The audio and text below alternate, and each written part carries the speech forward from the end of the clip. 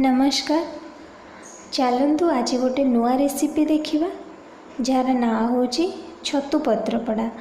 गाँ हो कि सहर हो सबुठी यही रेसिपी को बहुत लोक मैंने पसंद करते। एटा चूली रे कले टिके बेसी स्वादिष्ट लगे। हेले जेहेतु आमे बाहर रोचु आमर तो ये चूली ना तो आम आज गैस रे प्रस्तुत करवा छतु पत्रपड़ा। या एते कौन सब दरकार पड़ुची चलतु देखिवा। प्रथमे किछि छतु को आमे परिष्कार करे धोई रखीदबा काटिकी। तापरे किछि आंबुल दुईटी आंबुल को छोट छोट करी काटी नवा। कंचा लंका आ रसुण दुईटी की छोट छोट करी काटी नवा। तापरे किछि मसला जेमती कि रसुण आ पियाज और सोरिष दे बाटी दवा। तापरे देखि पारथिबे एपटे आमे लाउ पत्र रे तैयारी करबा। आज लाउ आ कदली पत्र रे तो आमे ताको साइज करी रखी देजु। तापरे आमे से जो मसलाटा रेडी करथिले आमे तादरे जो छतु को धोईकी रखीथिले ताको पकई दवा। तापरे तादरे स्वाद अनुसार आपण लूण पकेबे। जेतिके आपण छतु नैथिबे सेही अनुसार आपण देखि क्वांटिटी देखिकी आपण लूण पकेबे। आ तापरे हळदी पकेबे। हळदी आपण जेतिकी नौचंती देखिकी सेही हिसाब रे हळदी मध्य पकेबे। तापरे आपण तो जानिथिबे सबुतरे सोरिष तेल बिना अधूरा तो आमे आथरे सोरिष तेल मध्य पकेबा। 2 ରୁ 3 चामच रे आमे सोरिष तेल यादरे पकेबा। पकेकी तापरे रखिथिबा सेठी दुईटी कंचा लंका काटिकी सेटा पके दबा। तापरे आमे आंबुल पके दबा। तापरे 4टी रसुण को जो छोट छोट करी काटी रखिथिले ताकू पके दबा। पके साला परे भलो भाबरे आमे ताकू गोळे दबा। सबू को छतु तेरे मिसई दबा। भलो भाबरे मिसई देबे। मिसई गले से जेते बेले नियारे बसिकी पोड़ी होबो तापरे तार स्वादटा बहुत ही सुंदर लागिबो।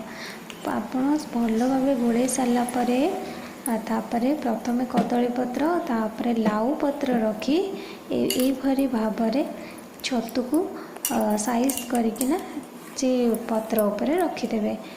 आमे लाउ पत्र दवा साहाय्य कौन हुए कि आम तार गोटे बहुत भल फ्लेवर आसे जोटा कि आमे लाउ पत्र बिल्कुल भी न फोपाड़ी आपण सेटा को हो सारा पर खाइबे देखिए बहुत ही बढ़िया लगे। ता टेस्टा पूरा माने अलग प्रकार टेस्ट। तो आमे कौन करवा ना तापरे सबको देई ता ऊपर आउ 2टी लाउ पत्र को दे दबा। आपणकर जेमती एमती बांधिबे जेमती कि छतु आपणकर तळे माने पोड़ी हो सारा परे जेमती तळे बाहर नथियो। साइज करिकिना ताकू पत्र दे ता ऊपर कदली पत्र दे साइज करिकी ताकू कदली पटुआ साहाय्य आपण बांधी देबे। देखिए यही रेसिपीटा आपण थरे घरे ट्राए करके आपण निजे खातु आ परिवार को मध्य खुआतु। देखिए बहुत सुंदर। आमे बाहर रही मध्य गाँव टेस्ट को आमे केबे भी भूली न थाउ। तो एमती किछिटा डिश आपण बनातु खातु और परिवार मध्य खुआतु। एमती करी गैस को तापरे लगे देबे। लगे कि पैन बसई देबे। कढ़ई हो पैन हो आप जोटा भी माने अवेलेबल आपण पाखे आप यूज करें। तादरे टिके सोरिष तेल देदेवा। देदेले कौन हम कि से माने पत्रटा आराम से पोड़ी हो भल से। तो सोरिष तेल देके आम जो बांधिकी रखी छतुटा को आपड़ से रखीदे। 15 मिनट पर्यंत लो फ्लेम रे आपड़ ताकू छाड़देवे। 15 मिनट पर छतु को आपण कौन करेंगे ना गोटे साइड की लौटे देवे। देखो कितने सुंदर हो जाइए। 15 मिनट पर तेपट ऊपरटा पूरा ये कलर चेंज हो जाइए आप देखी पार्थिवे। तापर छाड़देवे आउ 15 मिनट यहाँ अध घंटा भितर हो 15 मिनट हो जाइए। तो आमे कौन करवा ना टिके माने ताको देखिबा है ना नहीं आप साइड करके देखुथिबे। तापर जते बेले तलटा भी तल साइडटा भी एमती ऊपर टाइप रो कलर हो जाइतिबो पत्रर कलरटा आपण जानिबे जे सेते बेले माने छतुर पत्र पोड़ाटा पूरा पूरी रेडी हो जाए। तापर आपण याको खरिका साहाय्य बहुत गरम थी तो केयरफुली उठेबे। तो आउ गोटे पट साइड करदेवे कर आराम से गैस फ्लेम को ऑफ करदेवे। ऑफ करके काढ़ीदेवे। काढ़ी सारा पर एटाको किसी ठंडा हवा को छाड़ीदवा। ठंडा हो सारा पर देखु वाओ केते सुंदर लगुच। एमती धीरे धीरे ताको आपण काढ़े। काढ़ी सारा पर आपण देखिए ता भीतरटा नाजवाब टेस्ट थी। देखंतु ये कदली पत्र तो हल्का हल्का पोड़ी बट ता भीतर जो लाउ पत्रटा अच्छी बहुत ही सुंदर से पोड़ी जाइए।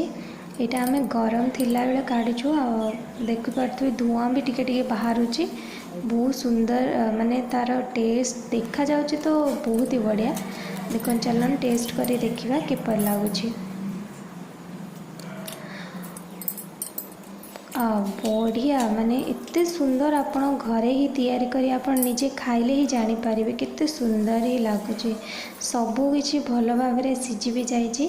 आपन को जदि मोर रेसिपीटा भल लगी ताले आपण मो चैनल को लाइक और सब्सक्राइब करते।